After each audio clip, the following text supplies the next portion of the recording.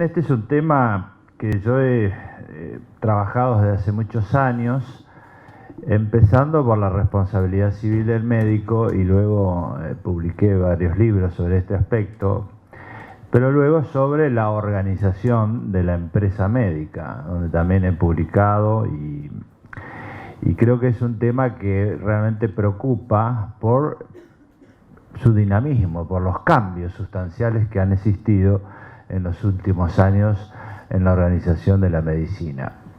Ustedes saben muy bien, y yo voy a tratar de utilizar un lenguaje no jurídico porque me han dicho que la mayoría no son abogados, que la Argentina tiene una organización del sistema de medicina que es muy particular a nivel global, comparándolo con los otros países, porque tenemos una mixtura, un sistema público, un sistema privado y un sistema de obras sociales que es categorizado dentro de la seguridad social.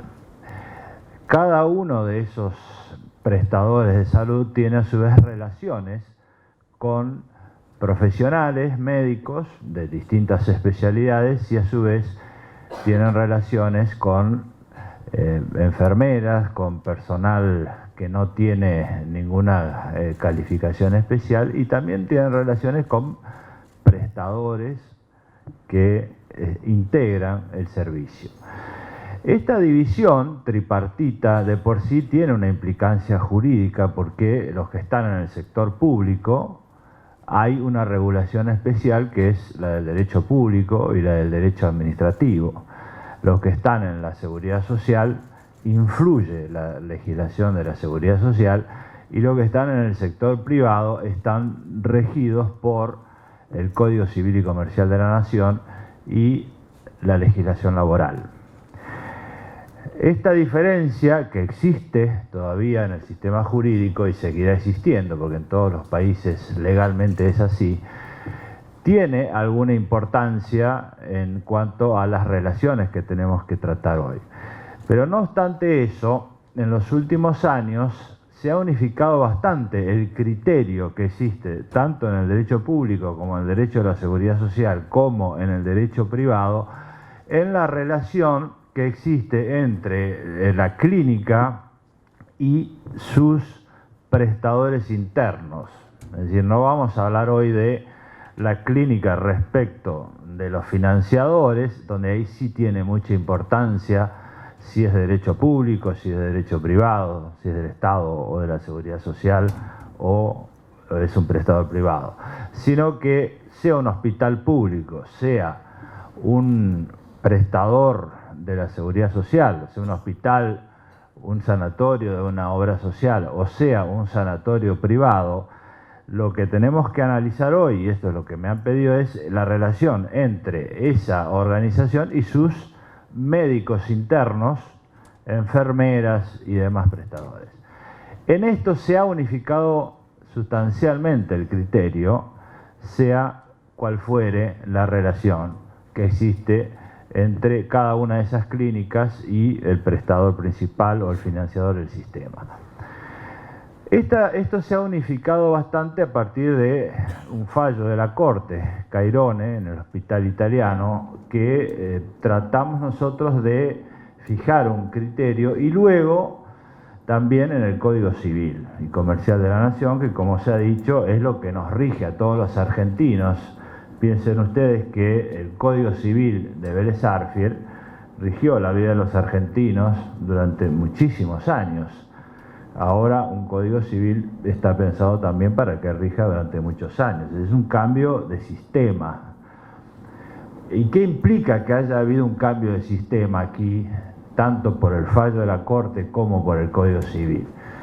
Piensen ustedes que la relación entre un médico y la clínica es una relación que, si uno la mira históricamente, ha sufrido variaciones sustanciales, desde la posición del médico, que nunca se consideró empleado durante el derecho romano, el medioevo, hasta el siglo XX, donde se lo incluyó dentro de la legislación laboral.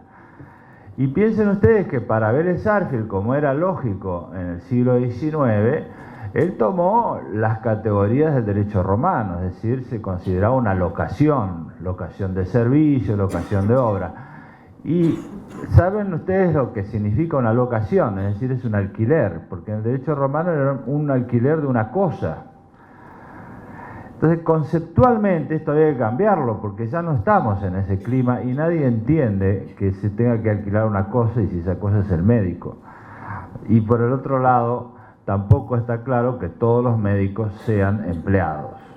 Entonces acá hubo una discordancia muy fuerte entre la tradición histórica que venía en la legislación civil y comercial, en la legislación laboral y lo que estaba pasando en la realidad. Y entonces el derecho tiene que ajustarse a la realidad, porque si no tiene una base de sentido común, la ley no es creíble. Entonces, ¿en qué consistió este cambio? Nosotros hicimos una diferenciación muy clara entre los límites que existen en el derecho laboral y el contrato de servicios. ¿Por qué le pusimos el acento en el contrato de servicios en este Código Civil y Comercial de la Nación? Porque claro, en la época de Vélez Sarsfield la economía era una economía de cambio, es decir, comprar una cosa, un campo, una casa, una vaca, esa era la economía de esa época. Pero la economía de servicios, de los servicios intangibles, que hoy es sustancial en cualquier país del mundo, no estaba contemplada y por lo tanto no había normas que regularan la prestación de servicios, que es algo intangible. Entonces no había ninguna norma y todo era una creación de la jurisprudencia, es decir, de los fallos judiciales. Entonces ahora hay normas. Hemos trabajado mucho en la economía de servicios. Dentro de la economía de servicios entonces están los prestadores de servicios, que son diferentes de los que están dentro de un contrato de trabajo. ¿Qué hizo el fallo Cairone y qué hace el Código Civil? Porque está en coherencia con ese fallo. Es hacer una distinción. Una empresa médica puede contratar a un médico y puede hacerlo bajo un régimen laboral. En ese caso, se rige por la ley de contrato de trabajo y puede hacerlo perfectamente. O puede contratarlo como un locador de servicios y se rige por el Código Civil y Comercial de la Nación.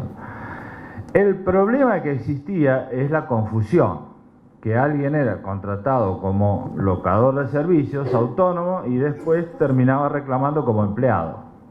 Y esto desequilibra el sistema, cualquier sistema, porque esto ocurre no solo en el campo médico, sino en el campo de cualquier prestador de servicios. Entonces, lo que hizo la sentencia Cairone y este Código Civil es delimitar las situaciones. Entonces, ¿qué decimos? Hay tres elementos que distinguen el carácter laboral del que no es laboral. Todos son prestadores de servicio, en definitiva, pero uno lo hacen subordinadamente y el otro no. ¿Qué significa que uno lo hace subordinadamente? El derecho laboral dice que hay tres elementos. Uno es la dependencia económica, es decir, uno trabaja y le pagan un sueldo y ese sueldo es el alimento para vivir. El otro es la subordinación jurídica, que es la facultad de dar órdenes del empleador, le dice cómo tiene que hacer el trabajo, le dice los horarios, le dice todo, el lugar, subordinación jurídica y subordinación técnica, es decir, le dice cómo hacer el trabajo. En el caso del prestador de servicios autónomo, no existen estas tres categorías, por lo menos de la misma manera. Subordinación jurídica. Este es un tema que en el prestador de servicios existe. Por ejemplo, la clínica le dice al médico que debe, por ejemplo, un anestesista, un cirujano que tiene estos espacios y tiempos para operar, le dice que tiene que cumplir determinados parámetros. Entonces el punto es, si esto es subordinación jurídica o es un derecho de organización de la prestación. ¿Qué decimos en Cairone? Esto es la organización de la prestación, pero no es subordinación jurídica. Y esto no es solo aplicable a los médicos, porque si uno contrata cualquier otro prestador de servicios, sea un abogado, sea alguien especialista en informática, o cualquier profesión, o una empresa que preste servicios, normalmente le dice, mire, yo el servicio lo quiero organizar de esta manera, es decir, no usted, lo organizo yo, de acuerdo a las necesidades que tengo al contratarlo. Esto es la facultad de organizar un servicio y de darle algunos lineamientos, pero no es la subordinación jurídica del derecho laboral. La otra diferencia es la subordinación técnica. Nosotros, si vamos a trabajar a una empresa y nos dicen cómo debemos hacer el trabajo, somos empleados. Pero si yo soy médico o abogado, me contratan, pero cómo se hace el trabajo lo decido yo. ¿Por qué? Porque el profesional tiene discrecionalidad técnica. Para eso tiene un título y no puede, no solo que tiene la libertad, sino que la empresa no puede decirle cómo tiene que hacer la prestación, porque invade su esfera de discrecionalidad técnica. Entonces, esta es una diferencia importante. El médico decide cómo opera, cómo diagnostica, el radiólogo decide cómo hace su prestación, es decir, ahí no puede haber una invasión. Ahora, en estos dos casos, subordinación jurídica y subordinación técnica, lo que ustedes tienen que entender muy claramente es que cuanto más avancen en la subordinación jurídica y técnica de quien contrata, más se van a acercar al derecho laboral. Esto también ha ocurrido. Entonces, cuando uno contrata a un prestador de servicios, en este caso un médico, o hay enfermeras que tienen autonomía también, tiene que respetar esa discrecionalidad técnica y puede darle un marco de organización, pero no excederse y transformarlo en un empleado. Ahí hay una frontera que no hay que cruzar. Y el tercer elemento es el económico. Normalmente el trabajador cobra un sueldo y el prestador no cobra un sueldo, sino que factura. Esto también tiene un reflejo en la estructura impositiva, la regulación tributaria. Entonces, el prestador autónomo puede facturar en una clínica, en otra, en el domicilio particular. Entonces, no vive de la clínica. El trabajador, por más que pueda tener dos trabajos, siempre está sometido a un régimen de subordinación económica, porque no emite ese tipo de facturación. Entonces, en estos casos había una gran confusión y nosotros lo que hicimos fue tratar de aclarar. Y hay otro principio que es fundamental, que es el de la buena fe. Si yo toda la vida de relación que tengo con una empresa facturo, trabajo como autónomo, y cuando me voy de esa empresa digo que yo cambié de idea, ahora soy dependiente, esto es violar la buena fe y actuar contra mis propios actos. Esto dice el fallo de la Corte, utilizando un criterio que en el derecho es muy antiguo, viene desde el medioevo, desde los posglosadores, que dice venire contra factum proprium non valet, es decir, no vale ir contra los propios actos. Si yo toda la vida facturé, me consideré autónomo y obré como un prestador de servicios autónomos y después digo, no, ahora soy dependiente porque quiero cobrar una indemnización, esto viola la buena fe, también lo dice el fallo.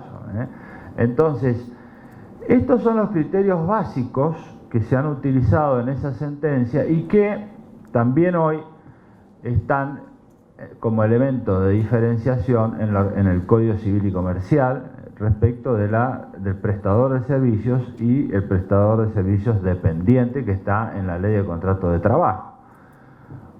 Uno normalmente dice, yo contraté a fulano en ese caso estoy dando una impresión, o contraté el trabajo de fulano. Hay una diferencia ahí.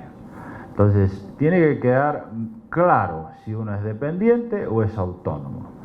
Lo que hace el código es reforzar y regular la economía de servicios, elemento que no existía con anterioridad, y entonces nosotros lo que hicimos fue decir, esta es la realidad de hoy, hay una gran economía de servicios y hay que dar los instrumentos para que no haya conflictos, que se sepa cuáles son las soluciones en cada caso. Entonces, este es un primer punto importante. Una vez que nosotros decimos que contratamos a alguien como autónomo, decimos, bueno, ¿a qué se obliga? El código establece también aquí criterios que no existían antes, porque antes había una gran discusión muy compleja en la doctrina jurídica y en las decisiones de los jueces sobre si esto era una obligación de medios o de resultados. Y entonces algún juez decía que era de medios, otro que era de resultados, un autor decía una cosa, otro decía otra, y esto generó mucha inseguridad jurídica. Y no es una mera discusión teórica, sino muy práctica, porque si el médico compromete una obligación de resultado, su responsabilidad es objetiva, es decir, que tiene que garantizar ese resultado. Y si no lo sabe con anterioridad, corre muchos riesgos. Entonces, a esto había que aclararlo. Por eso nosotros hicimos un artículo, el 774, donde se establecen 3 tipos de relaciones en las cuales el médico puede trabajar. El médico, cualquier prestador de servicios, ¿no? La primera es la promesa de una simple actividad, es decir, lo que normalmente ocurre. El abogado no promete ganar el juicio, el médico no promete curar. Entonces, esta es la regla general. Normalmente se dice que esto es una obligación de medios. Nosotros omitimos este nombre por la confusión que genera. Simplemente es una actividad sin promesa de eficacia o de resultado. Entonces, en este caso, que es la gran mayoría de los supuestos, si no cumple con esa actividad puede haber responsabilidad, pero lo que se juzga es si esa actividad fue conforme al estándar del buen profesional, es decir, si fue culpable o no. Pero la culpa es la omisión de las diligencias, es decir, lo único que se promete es una buena diligencia, que es lo que tiene que prometer cualquier profesional. El segundo supuesto es si además de esa diligencia promete algún resultado, aunque no prometa su eficacia. Este es un supuesto en el cual incurren muchísimos casos. Básicamente, para que ustedes entiendan claramente, es el caso de quien promete una cirugía estética y le dice, mire, acá hay una foto, usted va a quedar así, la nariz va a quedar de esta manera, o cualquier otra parte del cuerpo va a quedar de esta manera. Entonces ahí hay una promesa de resultado.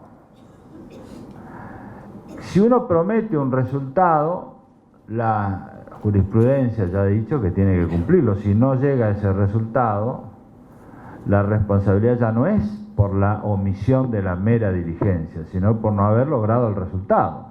Por eso la responsabilidad de aquellos que hacen cirugías estéticas o de aquellos que trabajan con tecnologías que prometen resultados es más estricta.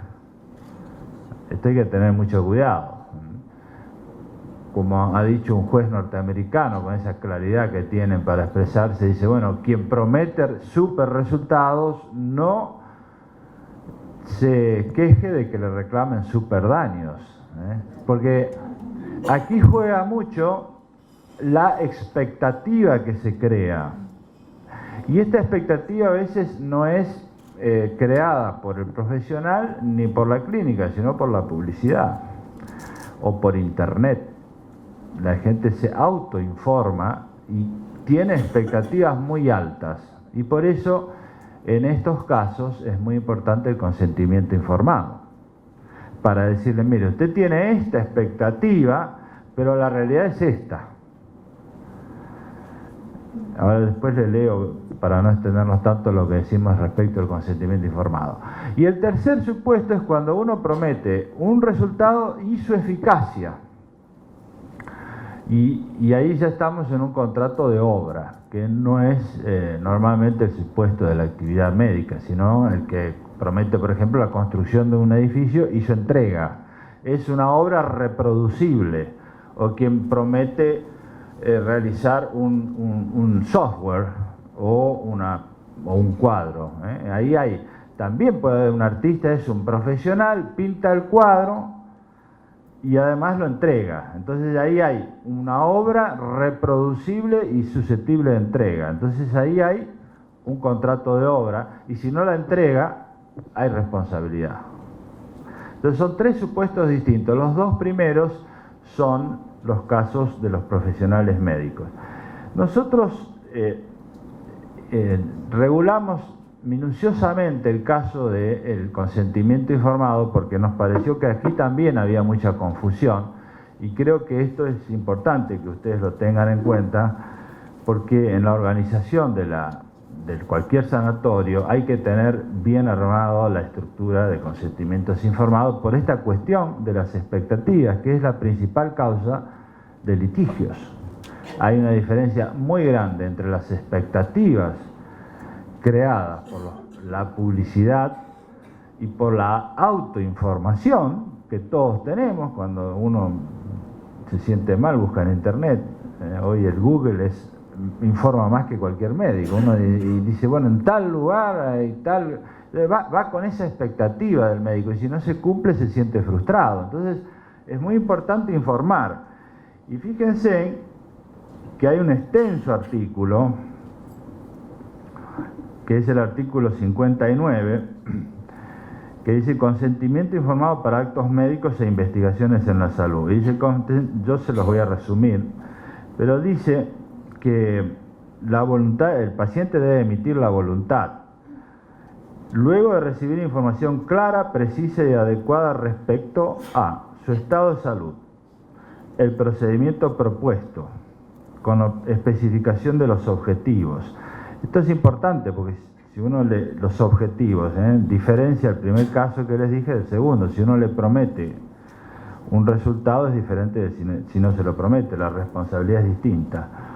Los beneficios esperados del procedimiento, los riesgos, molestias y efectos adversos. Esto es muy importante, pero nosotros le agregamos acá un vocablo que es previsibles, porque acá siempre hubo mucho conflicto. Después de una prestación que no sale tal como se quería por parte del paciente, siempre hay un conflicto, pero uno responde solo por los riesgos previsibles, no por los imprevisibles. Entonces esto es muy importante porque ahora en el código hay una norma, un estándar para evaluar esto. Dice, bueno, uno informa sobre lo previsible, no sobre lo que no se puede prever. La especificación de los procedimientos alternativos y sus riesgos, beneficios y perjuicios en relación al procedimiento propuesto. Esto también es muy importante porque quienes están en la práctica médica saben que hoy hay muchísimos procedimientos alternativos, se llaman medicinas alternativas. Y hay una lógica expectativa del paciente, de decir, sobre todo los casos más desesperantes, de decir yo quisiera esta medicina alternativa. Bueno, hay que explicarles que eso está aprobado, no está aprobado, que ha seguido tales o cuales estándares. Las consecuencias previsibles de la no realización del procedimiento propuesto.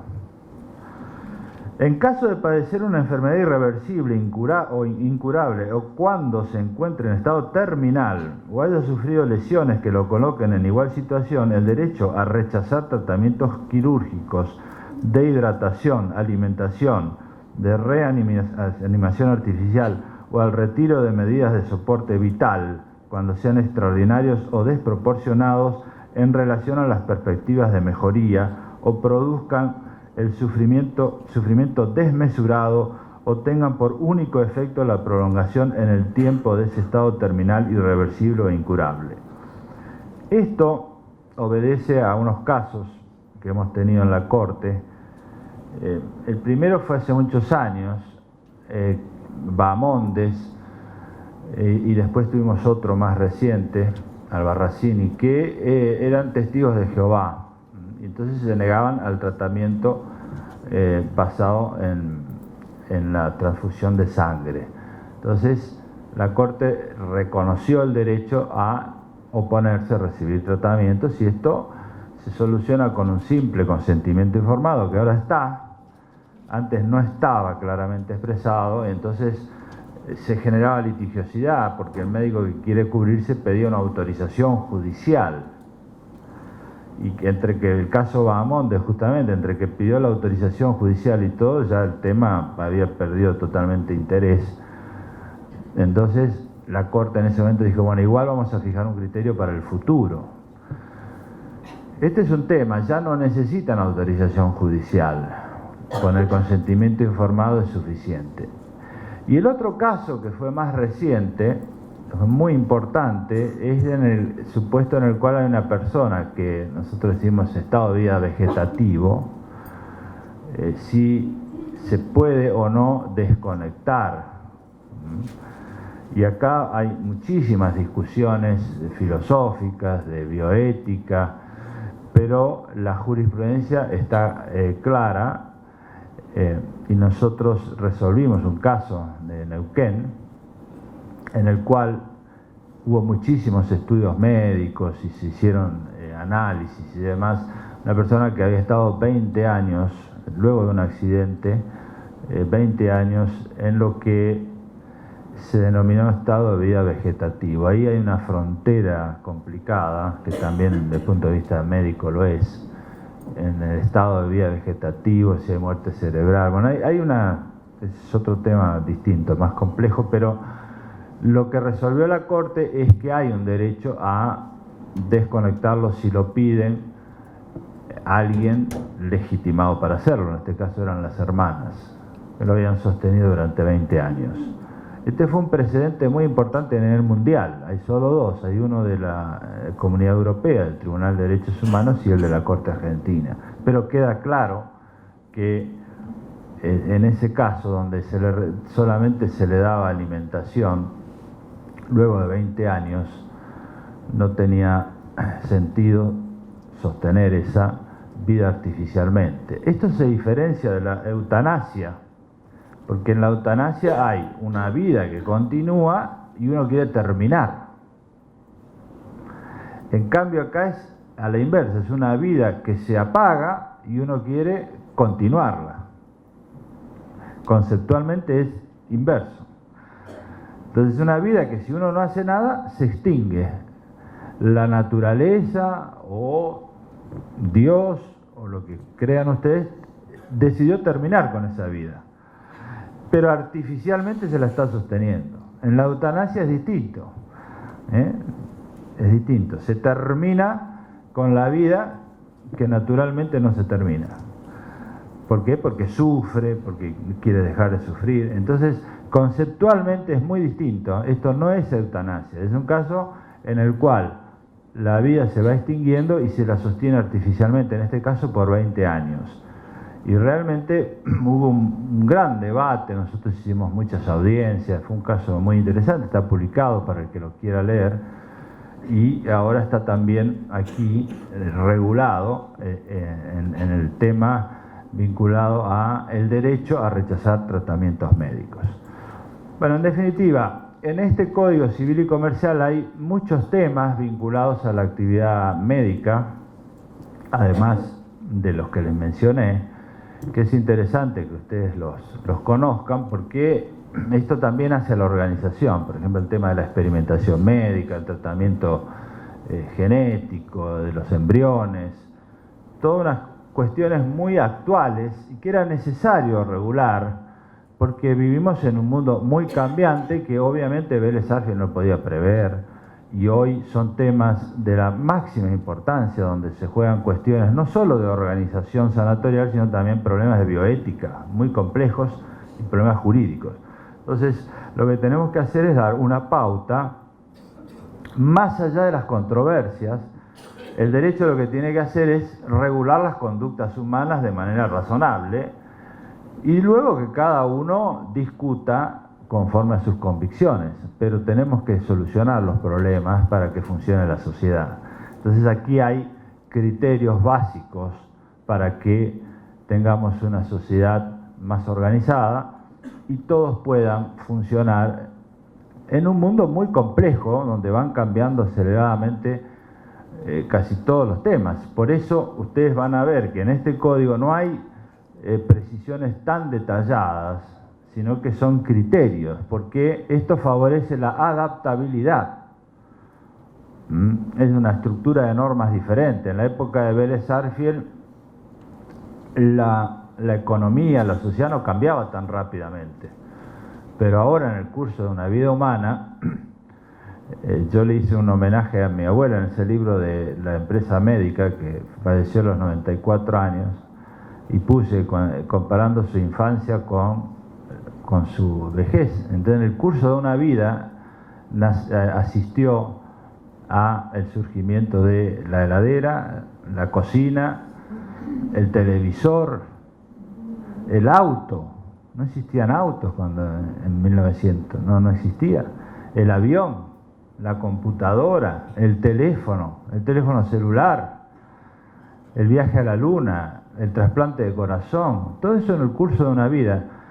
Y ahora es más todavía, en el curso de una vida que se ha duplicado la expectativa de vida, la enorme cantidad de cambios es extraordinaria. Entonces tenemos que saber que lo que necesitamos son criterios que en definitiva son de sabiduría humana y no regulaciones tan rígidas que impidan la necesaria flexibilidad para adaptarnos a los cambios.